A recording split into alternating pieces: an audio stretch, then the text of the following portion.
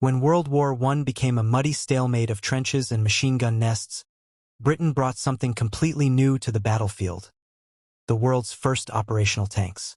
These machines were experimental, unreliable, and often terrifying to the crews inside, but they changed warfare forever. Today, we're going through every British tank used in World War I, exploring what made each one unique, how it performed, and the legacy it left behind.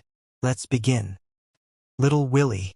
Little Willie was Britain's first true tank prototype, created to test whether a tracked armored vehicle could actually cross trenches and push through the brutal Western Front. It carried a small armored hull, a simple boxy design, and no turret, just a basic machine gun mount. In combat terms, it never saw action, but its role was far more important. It proved the concept worked. Little Willie became the foundation for every British tank that followed. Mark I. Mark I became the world's first tank ever used in battle. Its rhomboid hull allowed it to climb over trenches and barbed wire, and it came in two versions: male, armed with naval 6-pounder cannons, and female, equipped with machine guns. It debuted at the Battle of the Somme in 1916. The results were mixed, many broke down, but the ones that reached enemy lines caused absolute chaos. The Mark I changed the future of warfare overnight. Mark II. The Mark II looked nearly identical to the Mark I, but it was built mainly for training. However, Britain urgently needed more tanks, so the Mark II was pushed into service during the Battle of Arras. Its armor was still thin, and reliability issues remained, but the Mark II helped maintain pressure on German lines during a critical phase of the war. Mark III. The Mark III was another training-focused model, designed to improve internal layout and crew handling before mass-producing later Marks. Only a small number existed, and like the Mark II, it wasn't intended for frontline. Still, the Mark III played a crucial part in preparing crews for large-scale tank operations, paving the way for more advanced designs. Mark IV. The Mark IV became the real workhorse of Britain's tank forces. It introduced thicker armor, better protection for the fuel tank, and improved mechanical reliability. The male version carried two 6-pounders, while the female carried multiple machine guns. The Mark IV made its mark, literally, during the Battle of Cambrai, where tanks were used in massive numbers for the first time. This was the moment tanks proved they could break the trench deadlock. Mark V was a major leap forward.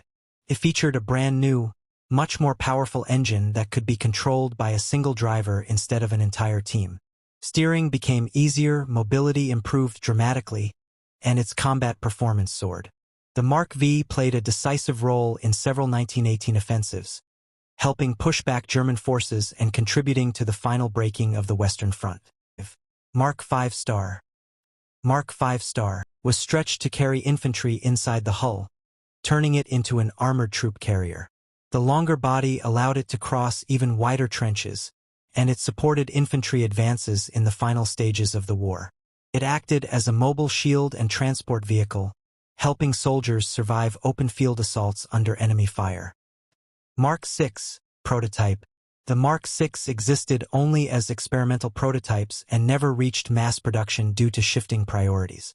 It attempted to refine the classic rhomboid design with better armor and internal systems, but the rapid pace of tank development meant Britain quickly moved on.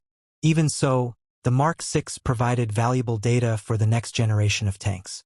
Mark VII prototype. The Mark VII was another experimental design created to improve trench crossing and reliability. Its hybrid construction combined elements of British and American engineering. Only a few were built, and they never saw combat, but the design was part of Britain's push to modernize tank technology before the war's end. Mark VIII Liberty. The Mark VIII, also known as the Liberty Tank, was an international collaboration between Britain, the United States, and France. It featured better armor, improved ventilation, and a redesigned interior that made crew life far less brutal. Although it was completed too late to see action in World War I, it represented the next stage in tank evolution, bigger, more powerful, and more refined than earlier rhomboid models. From crude prototypes like Little Willie to war-changing machines like the Mark IV and Mark V, Britain's World War I tanks laid the groundwork for everything armored warfare would become. These early giants were loud, slow, cramped, and often unpredictable, but they were also revolutionary. If you enjoyed this breakdown of every British tank used in World War I, make sure to subscribe because next we're exploring Germany's World War I tanks, and that's a story filled with rare designs, strange experiments, and the birth of armored warfare on the other side of the front. Thanks for watching, and see you in the next chapter.